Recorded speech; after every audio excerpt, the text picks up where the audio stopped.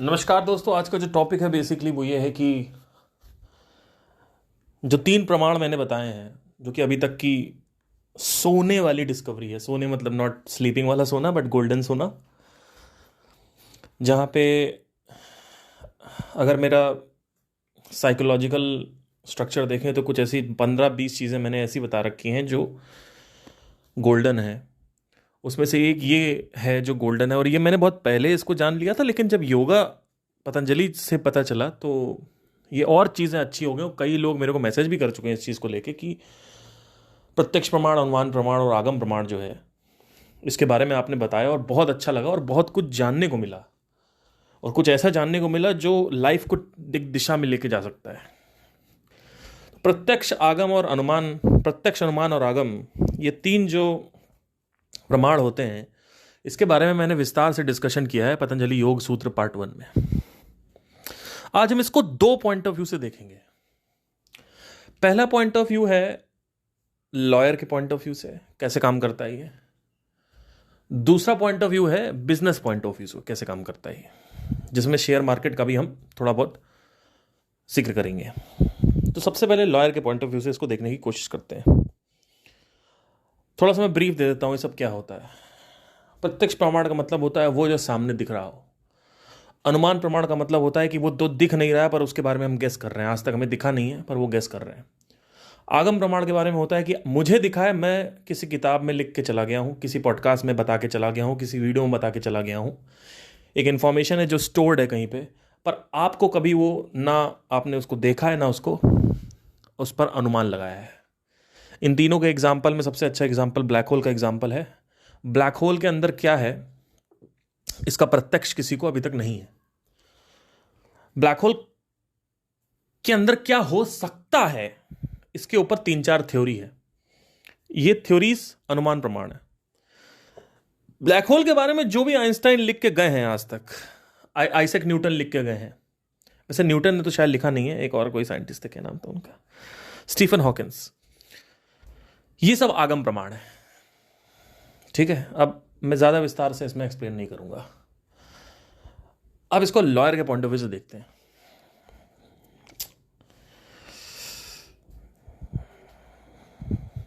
जब आपकी बुद्धि काम करने लगती है तो आप बड़ी तेजी से बुद्धि घुमाते हो और मजा आता है बुद्धि को एक्सप्लोर करने में।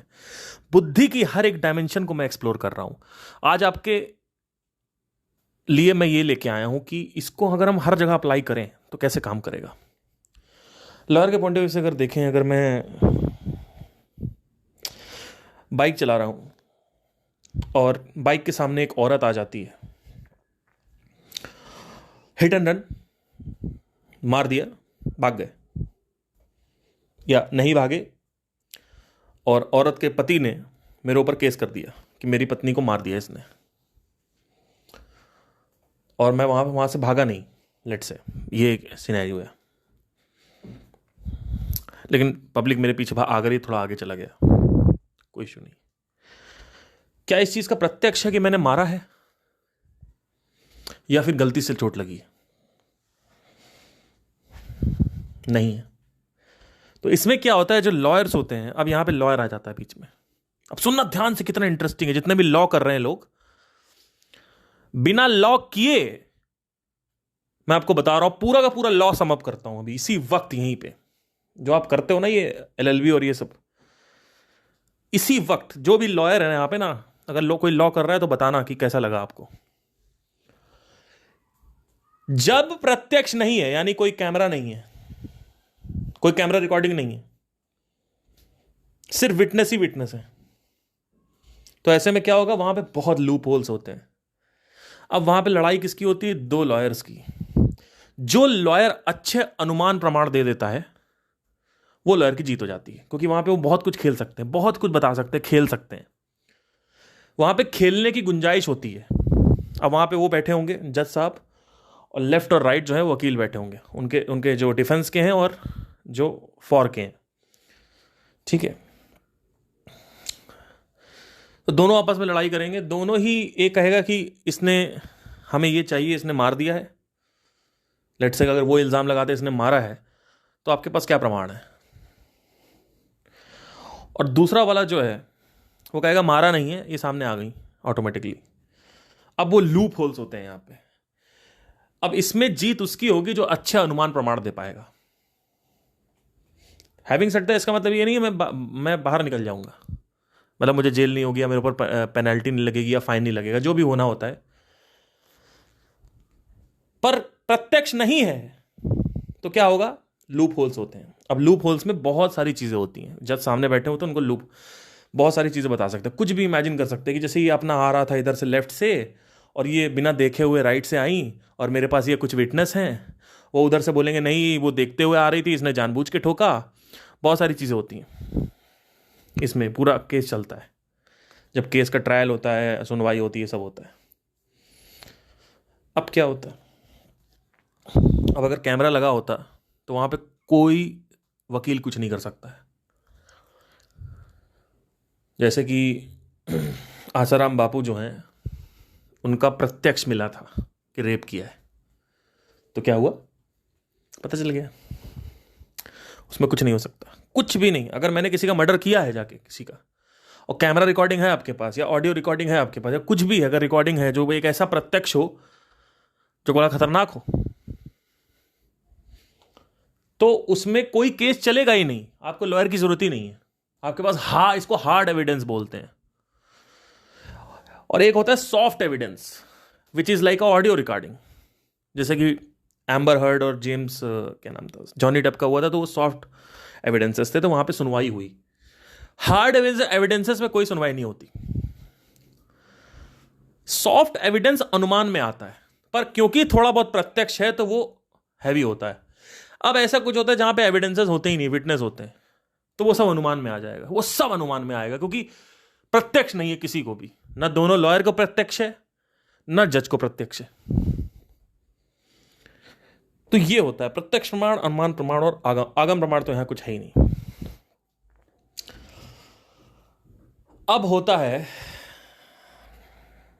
अब ये भी समझना जरूरी है, बड़े अच्छा पॉइंट आ रहा है कि प्रत्यक्ष प्रमाण जो होता है, आगम प्रमाण जो होता है, अनुमान प्रमाण जो होता है, अनुमान प्रमाण से ही क्यों जो जज है वो डिसीजन नहीं ले पाता?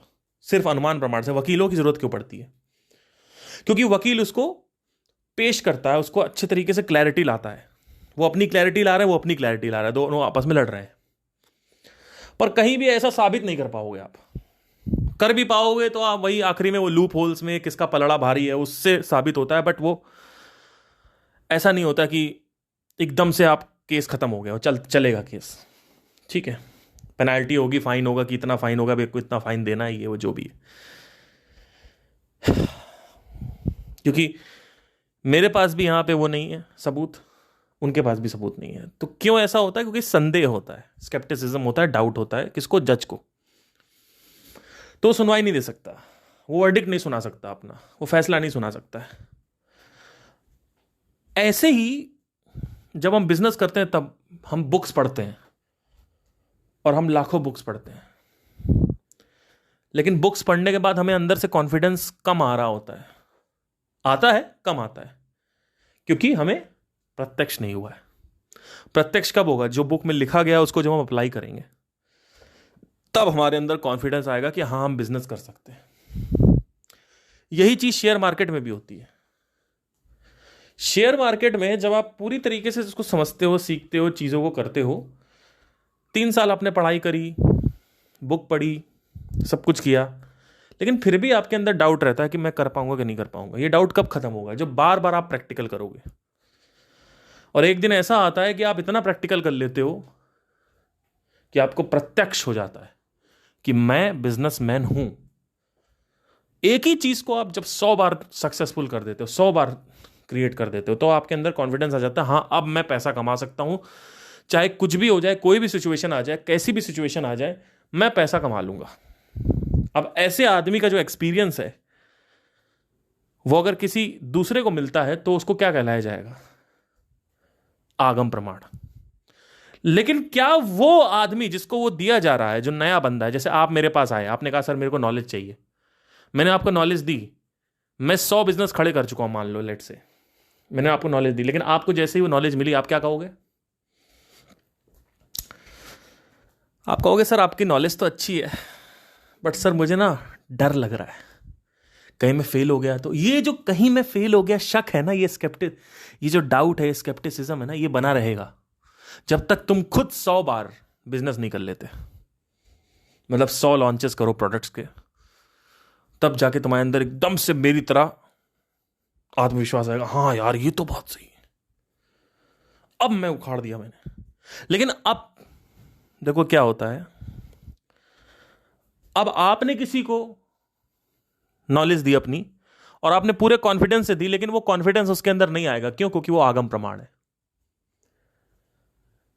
आप कुछ भी चाहो अपना एक्सपीरियंस पूरा शेयर कर सकते हो, पर अपनी मेमोरी नहीं दे सकते आप उसको।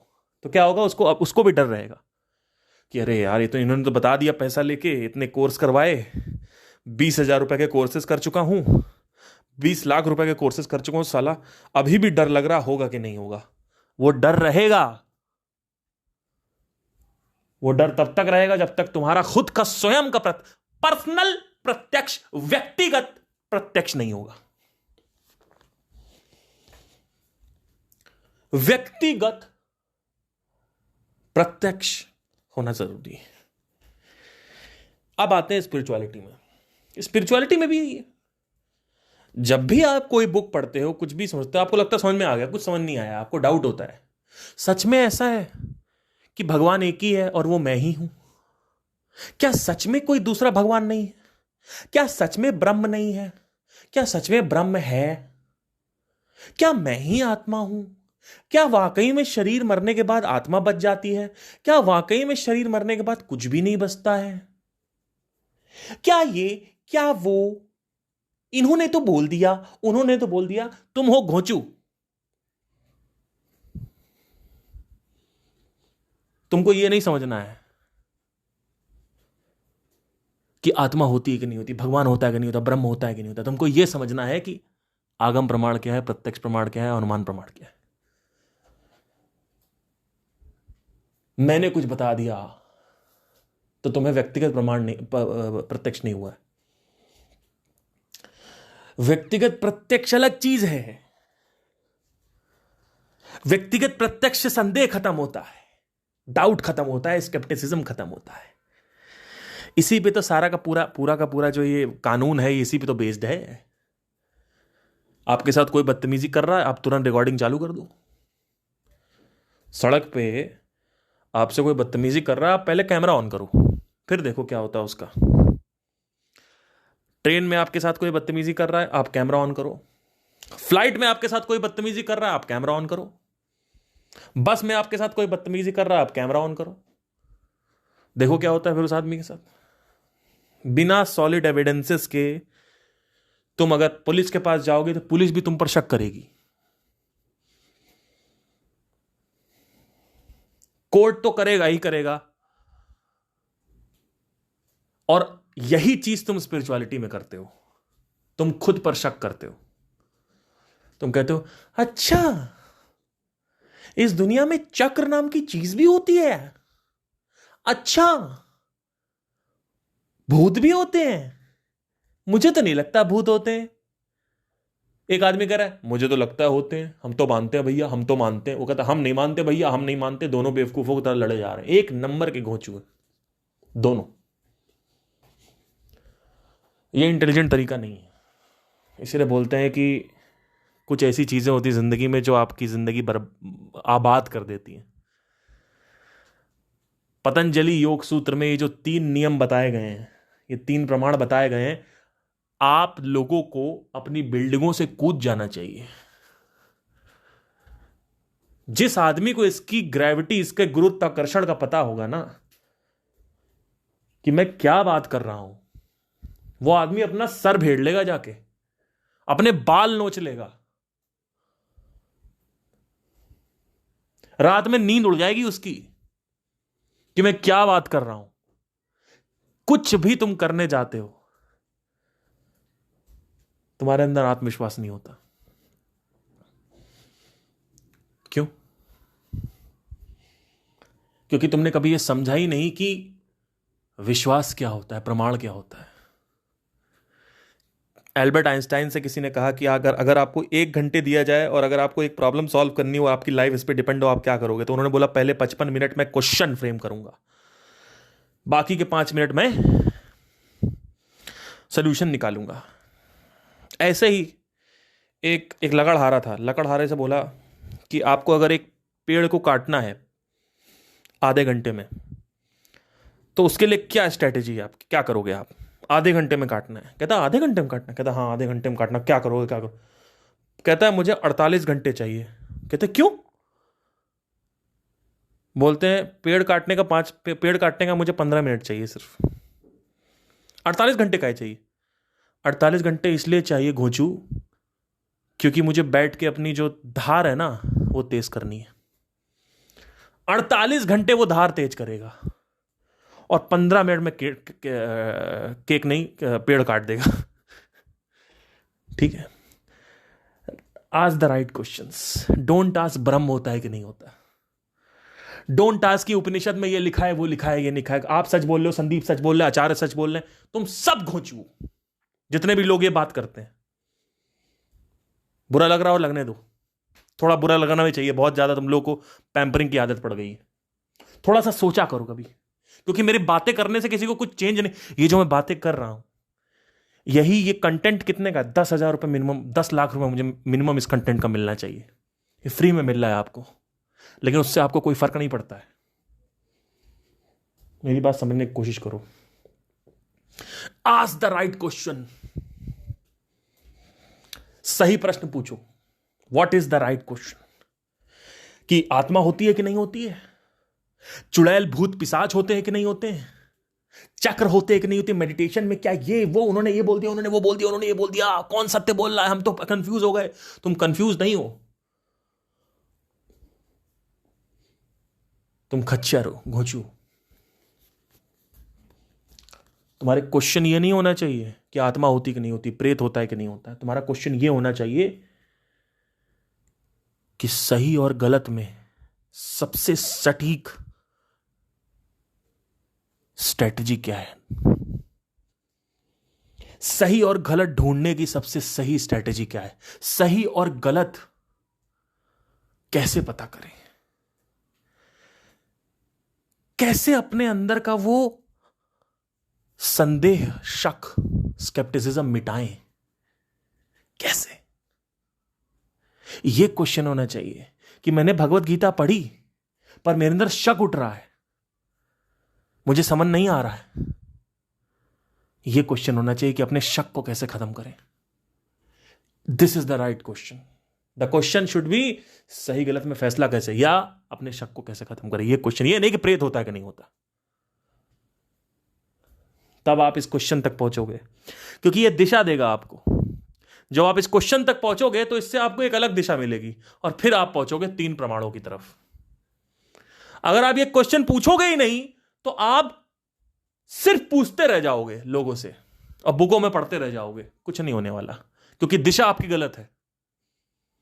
इट्स लाइक कोई चीज कन्याकुमारी पे है, आप जा रहे हो उधर पाकिस्तान की तरफ, आपकी दिशा ही गलत है। प्रश्न दिशा देते हैं। पहला प्रश्न यह निर्धारित करता है कि तुम्हारी यात्रा की दिशा कौन सी होगी।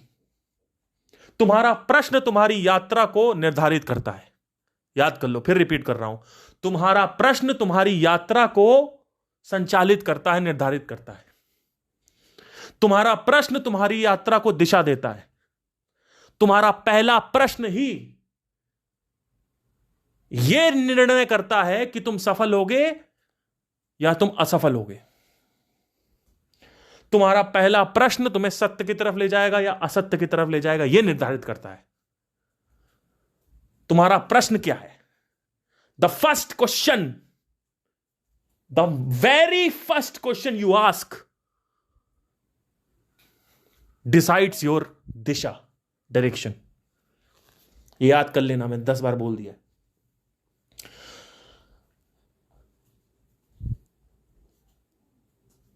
साइंस इसी पे काम करती है। साइंस ये कहती है कि हम नहीं मानेंगे। अब कुछ ऐसी चीजें होती हैं जिसको आप प्रत्यक्ष नहीं कर सकते हो, ये भी थोड़ा यहां क्लियर करना जरूरी है। जैसे for example reincarnation, for example sound of silence ही ब्रह्म है कि नहीं है। चलो इसी को लेके चलते हैं, साउंड ऑफ साइलेंस ब्रह्म है कि नहीं है। इसको अगर आपको पढ़ना हो तो आप क्या करोगे? क्या आप मॉलिक्यूलर लेवल तक हो जाओगे क्या छोटे? ऐसा कोई इंस्ट्रूमेंट तो आया नहीं अभी आपके पास, तो कैसे पता करोगे?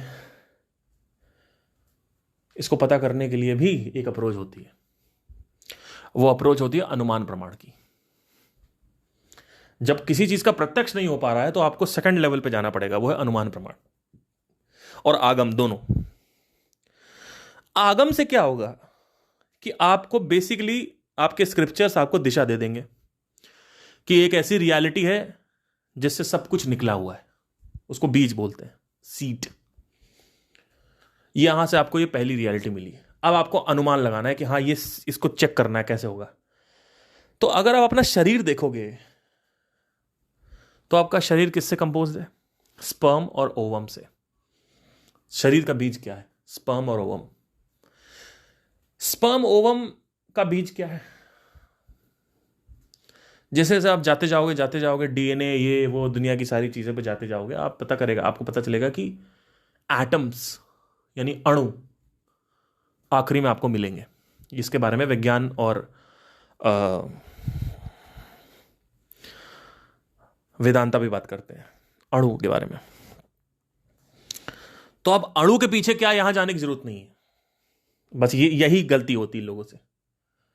अणु तक तो पता है ना, नहीं अणु के पीछे जाना है, अणु के पीछे मत जाओ, हो गया बस, अब यहां तक खत्म। अब इसके आगे जाना मतलब ये तो अनगिनत हो जाएगा, ये बेवकूफी है। यहां पे ये क्लियर हो रहा है कि हर चीज का एक सोर्स होता है, और जैसे जैसे आप सूक्ष्म जाते जाओगे वो जो सोर्स है वो सब चीज का कॉमन होने लगेगा। जैसे फॉर एग्जाम्पल हम खाना खाते हैं, हम किससे बने? धरती जल अग्नि वायु आकाश से। तो ये सबसे सूक्ष्म है कि हम बने हैं धरती जल अग्नि वायु आकाश से। लेकिन जो सूक्ष्म है उससे और भी चीजें निकली हुई हैं जो कि हम ही सिर्फ नहीं निकले उससे। हम बने हैं धरती जल अग्नि वायु आकाश से, और उस धरती जल अग्नि वायु आकाश से सब कुछ बना हुआ है। लेकिन वो धरती जल आयु अग्नि वायु पंचभूत जो हैं, पंच तत्व जो हैं, वो किससे बने हैं? अणु से। तो अणु से क्या बना है?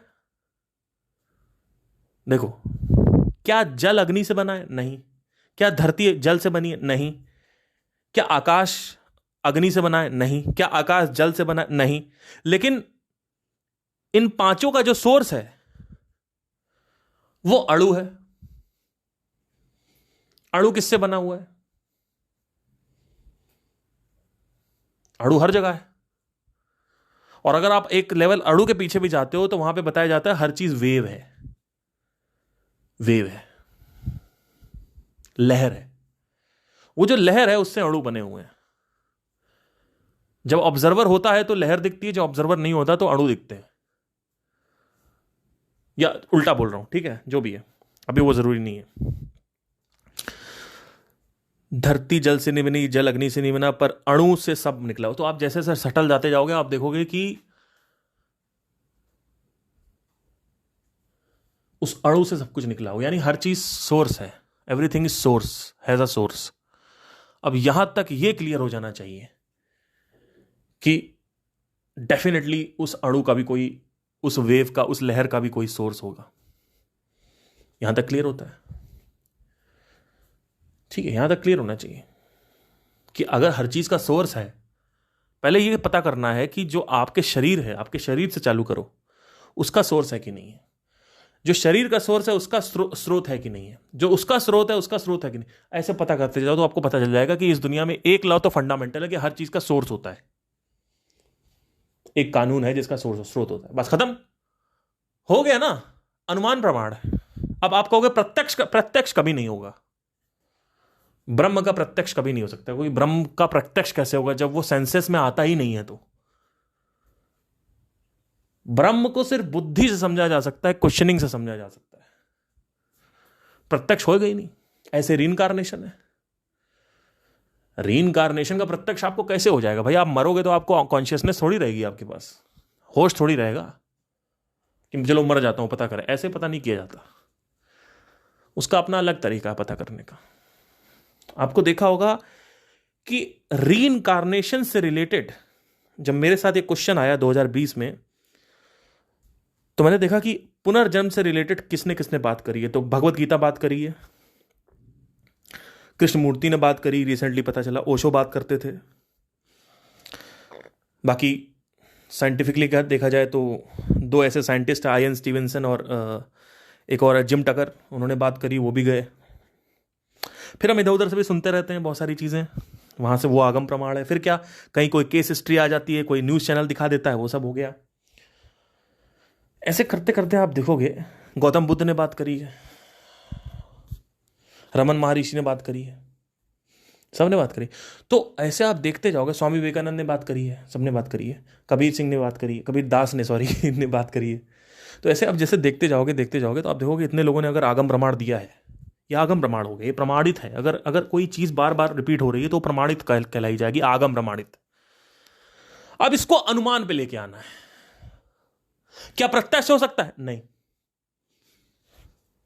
आपको प्रत्यक्ष नहीं होगा, पर आप किसी के सामने किसी के साथ कुछ हुआ तो उसका प्रत्यक्ष देख सकते हो। ठीक है, अब मैं कुछ ऐसा बताने जा रहा हूं जो हो सकता है आपको यकीन ना हो।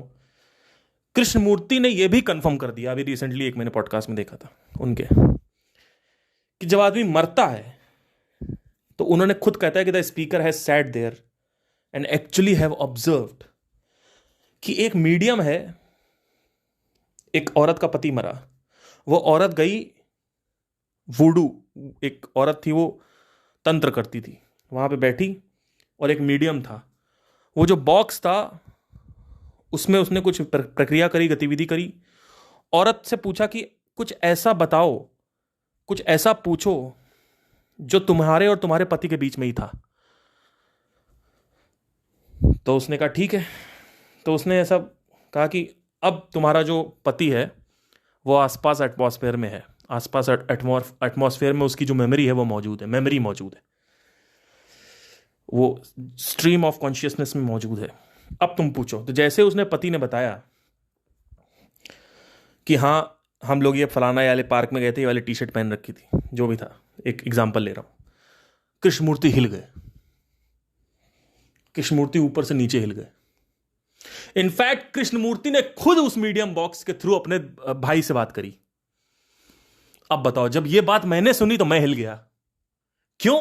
क्योंकि कृष्णमूर्ति ऐसे बात नहीं करते, ये तो पक्का है, कृष्णमूर्ति ऐसे बात नहीं करता। ओशो कर लेंगे, कृष्णमूर्ति ऐसे बात नहीं करते। तो अब क्या ये आगम प्रमाण हो गया है? अब इसको इन्वेस्टिगेट करना है। फिर मैंने पता किया, मैंने देखा, और बहुत इन्वेस्टिगेट करने के बाद मैं इस निर्णय पर पहुंचा हूं, जो आपके लिए आगम प्रमाण है पर मेरे लिए अनुमान प्रमाण है ये, और ये मेरे लिए प्रत्यक्ष की तरह ही काम करता है, कि जब आदमी मरता है और अगर वो आदमी अटैच्ड है किसी चीज से, उसके अंदर हंगर है, उसके अंदर डिजायर है, उसके अंदर वासना है, तो वो आदमी कंटिन्यू करता है। लेकिन आदमी कंटिन्यू नहीं करता है, वो जो हंगर है, वो जो वासना है, वो जो मेमोरी है, वो जो अटैचमेंट्स है, वो कंटिन्यू करते हैं, वो जो डिजायर्स है वो कंटिन्यू करते हैं। आदमी कुछ नहीं करता है, वो डिजायर्स स्ट्रीम ऑफ कॉन्शियसनेस यानी जो स्पेस है मौजूद होते हैं उसी जगह पे, और स्पेशली जहां आदमी मरा है वहां पे ज्यादा होते हैं। ये प्रत्यक्ष हो चुका है कृष्णमूर्ति को। अगर कृष्णमूर्ति ने ये बोल दिया है, उसके बाद कृष्ण बोलते आ रहे हैं, भगवान कृष्ण बोलते आ रहे हैं, बहुत सारे लोगों ने और भी बोला, अब तो मैं हिल गया, क्योंकि जिम टकर सबने बोला। और प्लस मुझे भी ऐसा लगता है, अगर आप इसको इन्वेस्टिगेट करें, एक बच्चा पैदा होता है, उसके बाद डिजायर होता है। मैं पैदा हुआ, मेरे को 13 साल की उम्र में जब मैंने पहली बार संगीत की धुन सुनी, मुझे था यार ये यही करना है। हर एक बच्चा डिजायर लेके आता है। ये डिजायर कौन डालता है उनके अंदर? उनके माँ बाप, कोई नहीं डालता, खुद ही अपने आप। कुछ बच्चे होते हैं जिनको पहले से ही पता होता है क्या करना है, कुछ बच्चे होते हैं उनको नहीं पता, वो टाइम पासर्स है, पहले भी टाइम पास कर रहे थे, उनका एक कोई सॉलिड वो नहीं होती है, लेकिन उनको जीने की और भोग विलास की बहुत चाह होती है। आप देखोगे जितने भी आदमी को ढंग का नहीं कर पाते हैं, वो आदमी भोग विलास में ज्यादा रहता है। जैसे आप आसपास देखोगे जॉब वालों को, जो मजबूरन जॉब कर रहा है, वो वैश्या गर्दी करेगा, ज़्यादातर शराब पिएगा, गांजा पिएगा, आप देखोगे इस तरीके का। उसके बाद वो अपने जॉब में फ्रस्ट्रेट, वापस अगले मंडे को फ्रस्ट्रेट होता है। उसके पास कुछ, कभी जिंदगी में ऐसा कोई पैशन नहीं था जो उसको करना था। कई लोग होते हैं जो डिस्कवर करते हैं 24 की उम्र में, मैंने डिस्कवर किया 17 की उम्र में। कई लोग 25 साल 26 साल में डिस्कवर करते हैं कि हाँ मुझे ये करना है। तो ऐसे होता है। तो एक कैटेगरीज होती, कौन कौन आ रहा है करने। क्या वो आदमी पैदा हुआ है? नहीं, आदमी पैदा नहीं हुआ है, वो डिजायर्स पैदा हुए हैं। आदमी नहीं पैदा होता है, ना आदमी पैदा होता ना मरता है। आदमी औरत यहां बोल रहा हूं मैं, लेकिन जेंडर बायस नहीं होना है यहां पे। तो आपके साथ क्या होगा? आपका क्या बचेगा मरने के बाद? सिर्फ और सिर्फ तुम्हारे संस्कार बचते हैं, तुम्हारी वासनाएं बचती हैं, और वो वासनाएं किसी दूसरे शरीर में जाके एक्सप्रेस होती हैं। तो क्या आपका क्या अस्तित्व है? आप हर जगह हो, आप हर जगह हो। क्या आप उसमें मौजूद हो? अगर अभी भी आप देखोगे तो आप क्या हो? मारो शरीर को गोली मारो। अगर अभी भी आप देखोगे तो क्या हो आप क्या हो? क्या आप आपका नाम हो? क्या हो आप? अपने डिजायर्स हो, आप किसी के पति हो, कि कोई आइडेंटिटी पकड़ रखी है आपने, वो सब अगर हटा दे तो क्या हो आप? एक बच्चा जो देख रहा है, चलो बच्चे को गोली मार दे तो आप क्या बचेगा? अब जो बचेगा वो आप हो। मतलब आप शरीर में रहते हुए भी आपका कोई अस्तित्व तो है नहीं। अगर minus the desire, minus the attachments, minus the vulgarity of this world, whatever is there, what are you? जब आपके अंदर एक कंफ्यूजन उठता है कि मरने के बाद अगर सिर्फ वासना बचेगी तो मेरा क्या होगा, आपका अभी भी क्या है? जिंदा में आप कहां हो? शरीर हटा दो, आपके डिजायर हटा दो, आपका अटैचमेंट हटा दो, आपकी मेमोरीज हटा दो, आप क्या हो? क्या बचेगा? जो बचेगा वही वहां भी बचेगा। कॉमन कॉन्शियसनेस बचेगी। उस कॉमन कॉन्शियसनेस के अराउंड, या अगर उसको ना भी कॉमन कॉन्शियस ना बोले, एक परत है, वो परत रह जाती है, वो परत वापस व्यक्त होना चाहती है। इसीलिए बार बार क्रिएशन होती है, बार बार ये क्रिएशन का चरखा चलता रहता है। और ये सिर्फ मेरी तुम्हारी परत नहीं, ऐसे बहुत सारे यूनिक डिजायर्स है। ये जो परत है ये यूनिक है। कॉमन कॉन्शियसनेस कॉमन है। कॉन्शियसनेस मेरी तुम्हारी नहीं होती, कॉन्शियसनेस हम है, हम ही एक ऑर्गेनिज्म है। इट्स लाइक कि आप एक बैक्टीरिया हो और बैक्टीरिया का नीचे वाला पैर आप हो, ऊपर वाला पैर मैं हूं, इस तरीके से कह सकते हो। पर बैक्टीरिया आप हो। वही बैक्टीरिया के छोटे छोटे बैक्टीरियाज हैं जो वो निकाल रहा है, और वो बैक्टीरिया को लगता है हम अलग बैक्टीरिया, बैक्टीरिया एक ही है।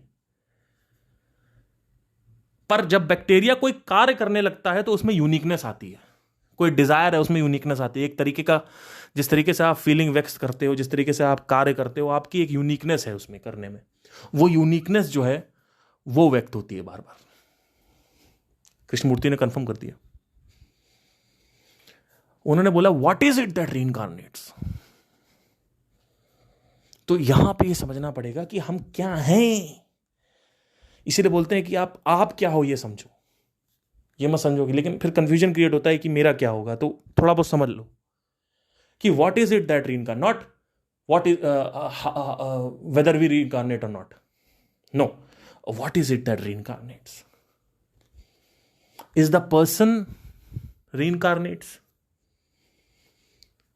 What is a person?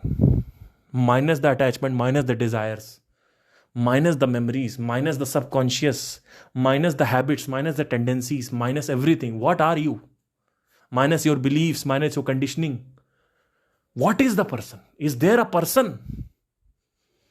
The person comprises of all these things. If everything is deleted, there is no person.